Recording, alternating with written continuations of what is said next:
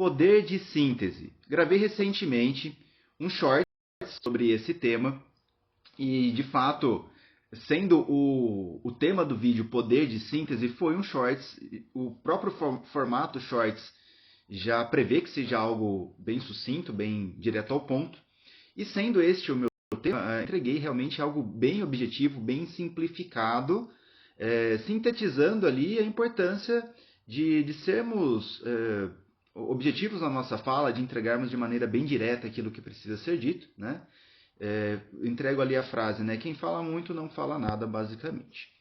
E recebi um comentário nesse shorts que, na verdade, fiquei bastante feliz de ter recebido esse comentário, porque uma pessoa ali colocou que o conteúdo foi raso. E uma coisa que me incomoda, de certa forma, no uso das redes sociais, que, de fato, hoje a entrega de conteúdo ela é muito rasa. Mas é assim que as pessoas consomem. E para que o seu conteúdo realmente chegue até alguém, você tem que se adaptar ao formato que as redes pedem, né? Então, o meu esforço é tentar entregar, dentro de conteúdos rápidos, mensagens que sejam relevantes, né? Então, quando eu vejo um comentário como esse, ó, o conteúdo está raso, eu gostaria de ter mais profundidade a respeito, eu fico bastante feliz, porque dá margem para que a gente possa entregar mais, né? Não é que não exista algo mais profundo a ser entregue, que não haja esse conhecimento, né? Mas é esse esforço do se adaptar ao conteúdo que as redes pedem. Então hoje eu venho gravar um vídeo exatamente em resposta a esse comentário, né? Que não vi de forma agressiva, pelo contrário, né? Que bom que as pessoas querem ver algo mais profundo, para falar um pouco sobre essa importância do poder de síntese na fala, né? E hoje eu não vou me prender a tempo, então se preparem para um vídeo um pouquinho mais extenso. Então, vou tentar aqui quebrar em alguns tópicos quando a gente fala sobre poder de síntese. Legal. Então, o primeiro tópico seria, né, a diferença do diálogo e do monólogo. Um diálogo, ele prevê mais de uma pessoa interagindo. Diferente do monólogo, que seria basicamente esse formato em que eu estou me comunicando com vocês aqui, né? Um veículo no qual eu detenho a palavra e transmito uma determinada mensagem. Se torna um diálogo quando vocês trazem algum comentário e a gente começa a interagir, né? Então, uma mensagem onde só havia uma via de comunicação começa a se tornar uma via dupla, e aí podem haver diversos interlocutores participando dessa conversa, né? É um monólogo quando só eu falo, é um diálogo quando mais pessoas interagem. E o que isso tem a ver com o poder de síntese, né? Em determinadas situações, uma pessoa pode eventualmente se empolgar a tal ponto na sua fala que um espaço onde deveria haver um diálogo se torna um monólogo, né? Eu falo tanto que eu não permito espaço para outra pessoa falar. E isso mata essa comunicação. Imagine você estando, né, na outra ponta, né? Eu não sou a pessoa que fala, mas a pessoa que deveria falar e não consegue, né? Que não há espaço para mim. Como eu me sinto dentro dessa comunicação? Aquele que transmite a sua mensagem eloquentemente, e a gente pode falar ali, comete uma verborreia, né? Que verbaliza sem mensurar de forma adequada o quanto seria saudável. Eu acho que eu estou transmitindo minha mensagem, mas a pessoa na outra ponta não a está recebendo, porque aquilo não permite o diálogo, e o diálogo era o que era pretendido dentro daquele momento, né? Diferente de uma palestra, por exemplo, onde o que se propõe ali é que eu realmente fale e as pessoas estejam ali para receber. Talvez ao final haja um momento de perguntas, mas durante o decorrer da palestra eu detenho o microfone, né, a ferramenta da palavra ali, para poder transmitir a minha mensagem. Mas em muitas situações do dia a dia, onde se prevê um diálogo, nós acabamos realizando um monólogo e isso nos dá a falsa sensação de que a mensagem foi transmitida, né? Então, aqui a gente já começa a entender da importância do poder de síntese. Quando eu compreendo como falar em poucas palavras aquilo que precisa ser dito, eu permito que haja o diálogo. Porque quando eu entrego a minha mensagem de maneira breve, muitas vezes até a questão do limite de tempo, né, que me permite ouvir também o outro. E a comunicação, na sua essência, demanda essa troca de dois lados, né? Eu falo, mas também ouço. E a partir daquilo que eu ouço, eu posso transmitir algo a mais, que gera uma outra interação do outro lado. E essa é a troca que um diálogo prevê dentro de uma comunicação. Mas por que muitas vezes acontece essa verborreia, essa fala em excesso? Nosso cérebro, por padrão, e aqui eu começo a trazer alguns elementos técnicos e mais teóricos para a nossa comunicação, ele é altamente centralizado em si. Existe a famosa pirâmide de Maslow, que nos ajuda a exemplificar como que funciona a linha de prioridade do nosso cérebro. E, de fato, o que está ali na base e que consome o nosso maior foco e energia é a nossa base de prioridade, é a autossustentação da vida e do bem-estar. Então, o nosso cérebro tem isso como linha de prioridade, né? O eu. Depois que eu cuido de mim, eu posso pensar em olhar para o próximo. É aquela regra das máscaras de ar, né? Quando a gente está embarcando num voo.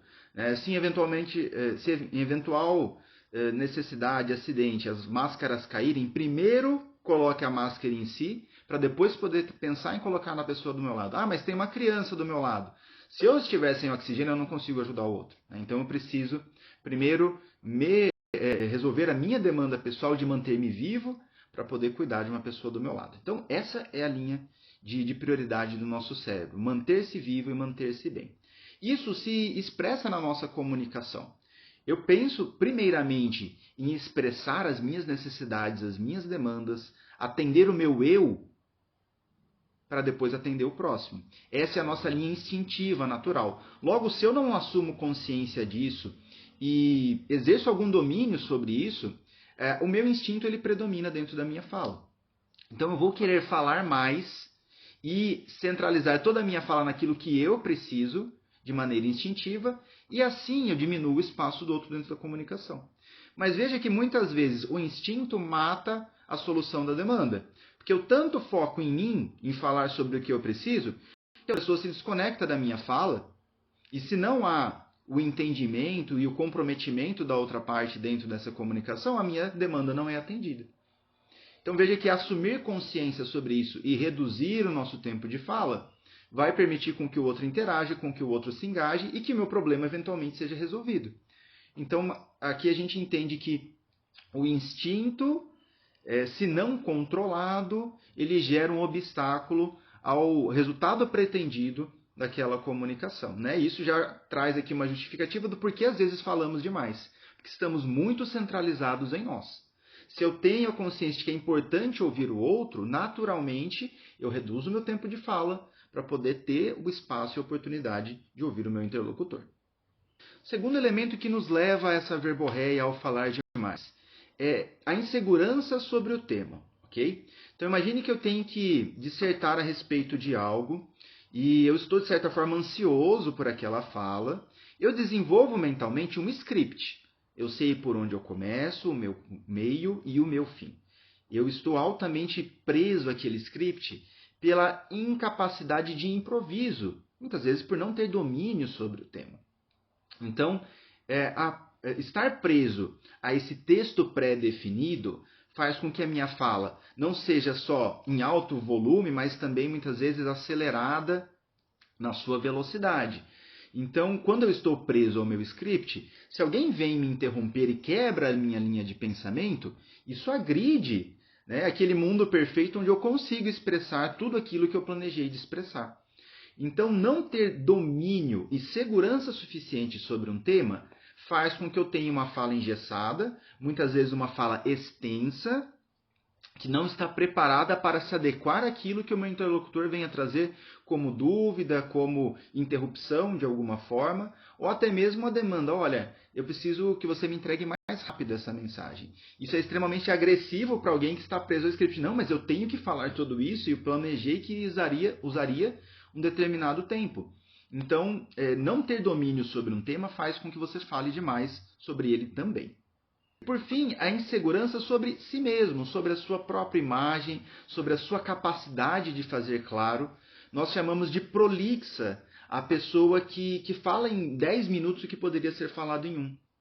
Então, por que muitas vezes as pessoas são prolixas? E você vai perceber esse padrão de comportamento quando você encontrar um prolixo. Ele demonstra insegurança, até mesmo na sua linguagem corporal. É uma pessoa que muitas vezes vai falar uma coisa e fazer todo um rodeio para falar a mesma coisa novamente. Como se ela sentisse que, pelo repetir, ela se faria ser entendida, né? Porque ela não tem essa segurança sobre a sua própria imagem, sobre ela enquanto pessoa, na sua capacidade de clareza, de entregar uma mensagem de maneira clara, objetiva e isso ser suficiente. Então ela fica rodando, rodando, rodando e repetindo, repetindo algo que inicialmente já estaria claro se ela tivesse parado naquele primeiro momento. Então veja que tanta insegurança sobre o tema, sobre como a própria pessoa gera essa fala em demasia também. Então, quando falamos muito, temos a tendência de dar muitas opções. Pense, se eu apresentasse para vocês uma pérola numa caixa de veludo, fundo todo preto, no centro daquela caixa uma linda pérola branca. Percebam que a imagem da pérola ela ia se destacar. Né? Com aquele fundo de veludo ia ficar muito clara a beleza daquela pérola. Agora pensem nessa mesma pérola, eu estou apresentando ela para vocês, numa caixa cheia de pedregulhos de jardim, aquelas pedrinhas brancas que a gente espalha pelo chão entre as plantas. E eu coloco essa pérola ali dentro. Haveria destaque para a pérola? Ou eventualmente ela ia estar concorrendo com a imagem de todos aqueles pedregulhos? Em cor eles eventualmente se assemelham, mas em valor nem se comparam. Né? O quanto vale uma pérola e o quanto vale um simples pedregulho de jardim. Mas e percebam que o volume de informação, o excesso de informação ali, torna algo valioso, talvez desmerecido dentro daquele contexto. Então, quando eu falo demais, eu dou muitas opções, apresento muitas informações junto de uma que seja altamente relevante, eu gero uma certa confusão no cérebro do meu interlocutor. Então, tem um livro que eu gosto muito, uso muito como referência nas minhas falas, Rápido e Devagar, de Daniel Kahneman.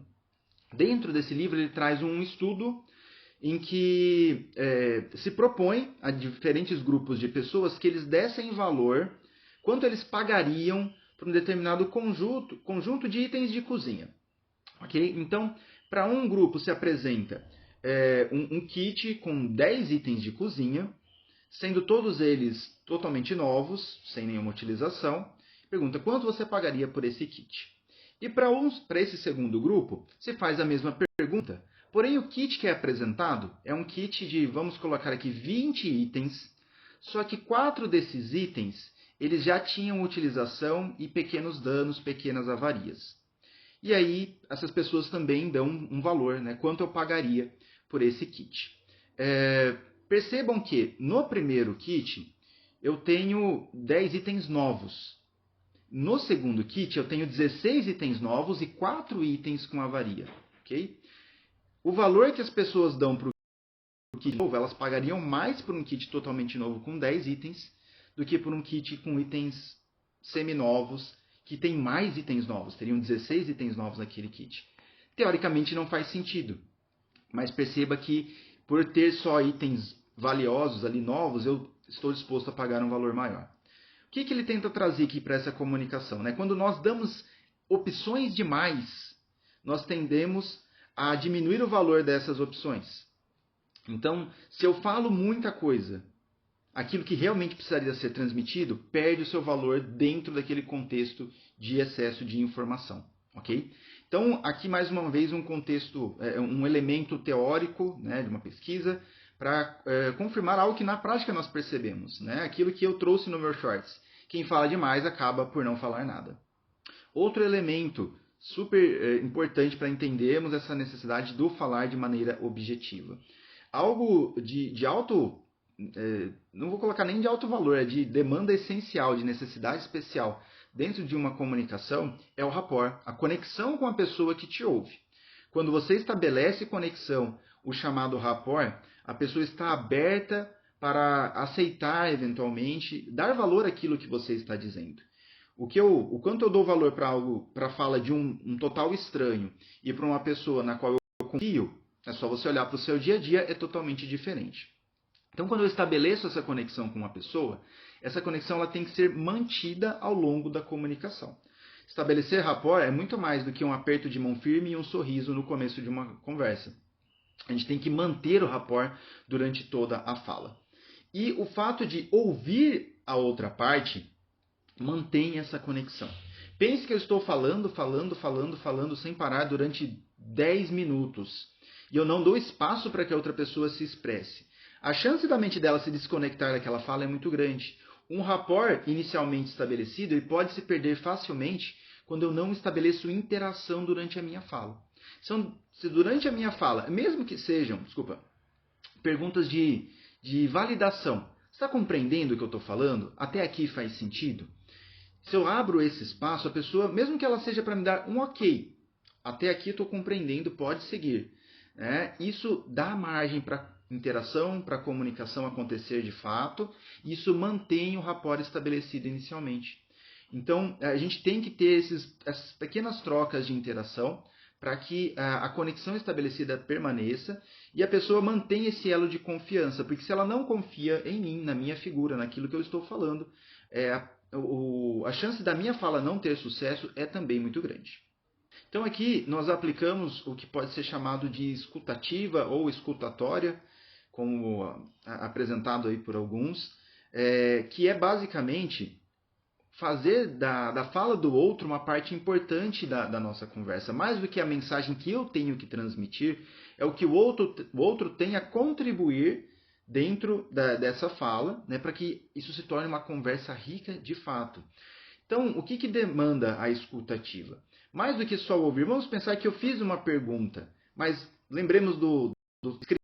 Estou tão preso ao meu script que a resposta do outro não me interessa. Eu só abri essa comunicação para não perder o rapport. Mas muitas vezes na fala do outro tem algo riquíssimo para que eu possa recalibrar a minha fala. Talvez venha até dele, eu não estou entendendo o que você está falando. E se há essa resposta, será que vale manter o meu script inicial? Ele não está surtindo efeito, eu preciso recalibrar a minha fala. Então a escutativa ou a escutatória é quando eu faço uma pergunta e realmente escuto a resposta. E a partir dessa resposta, eu modulo a continuidade da minha fala.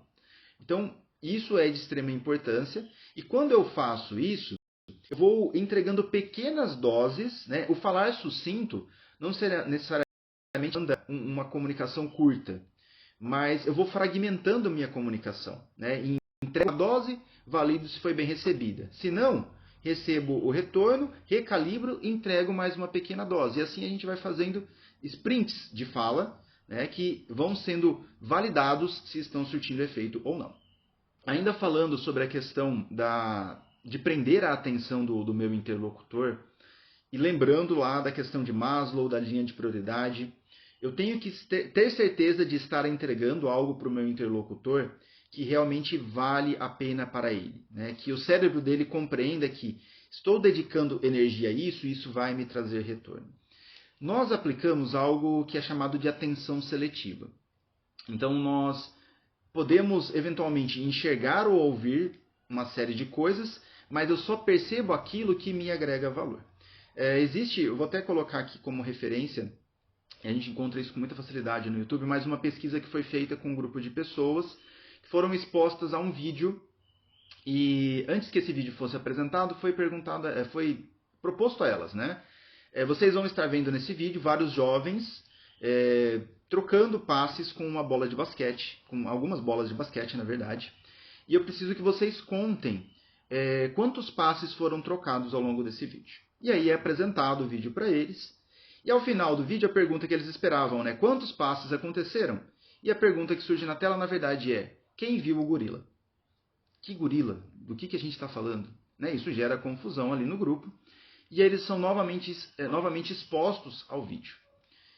E aí, na segunda vez, eles percebem que realmente, entre esses jovens trocando os passes com a bola de basquete, passa um homem vestido de macaco, para no centro da tela, faz uma dancinha, bate no peito e caminha saindo do vídeo. Como não perceber algo tão grande, tão chamativo? Em primeiro momento, a atenção deles estava direcionada para contar os passes. Essa tinha sido a proposta feita a eles. Então veja que os olhos deles enxergaram tudo que estava no vídeo desde o primeiro momento, mas a atenção deles estava direcionada para algo.